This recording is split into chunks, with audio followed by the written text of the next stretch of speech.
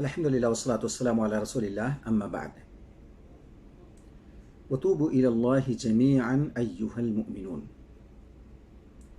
اللہ رب العالمین نے بیان فرمایا کہ اے سارے مومنوں، اللہ کی طرف رجوع کرو، اللہ سے توبہ کرو۔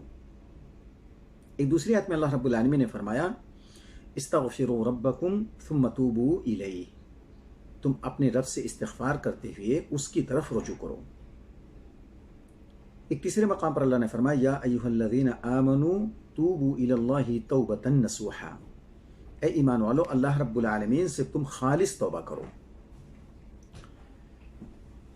اللہ رب العالمین کو توبہ پسند ہے، اس لیے اللہ رب العالمین نے جگہ بجگہ اپنے بندوں کو مخاطب کرتے ہوئے توبہ کرنے کی تلقین کی ہے۔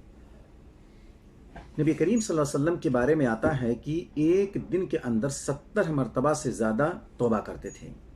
ہمیں یہ بات اچھی طرح معلوم ہے کہ اللہ کے رسول کوئی گناہ کا کام نہیں کرتے تھے، آپ معصوم عن الخطا تھے، اس کے باوجود 70 مرتبہ اللہ سے توبہ استغفار کرنا اس بات پر دلالت کرتا ہے کہ ہم جو گناہوں سے لدے ہوئے ہیں اور ہم سے گناہ سرزد ہوتا رہتا ہے، ہمیں اور ضرورت ہے کہ اس طرح ہم اللہ رب العالمین سے توبہ و استغفار کرتے رہیں، اس کے اندر ہم سستی نہ کریں، اس لیے کہ اگر ہم سستی سے کام لیں گے تو کل قیامت کے دن ہمیں جو نقصان اٹھانا پڑے گا اور جو خسارہ اٹھانا پڑے گا، جو پچھتانا پڑے گا، وہ اس کی بھرپائی ہم نہیں کر پائیں گے۔ اس لیے اللہ رب العالمین نے توبہ کو پسند کیا ہے، توبہ سے اللہ تعالیٰ خوش ہوتا ہے،